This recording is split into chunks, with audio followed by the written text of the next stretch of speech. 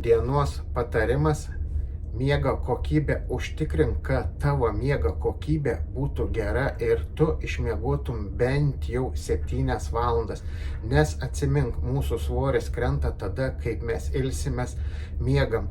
O kaip tai padaryti, stenkis užmigti tą pačią valandą iki 10 valandos vakarą ir kelkis rytą ant 6 ryto ir gausis tau daugiau negu 7 valandas miego ir tavo svoris kris, o tu būsi pailsėjęs ir laimingas.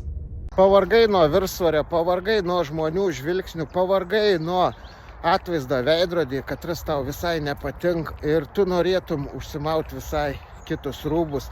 Ir dar prie viso to prisidėjo tau nugaros skausmai, kelių skausmai, pečių skausmai.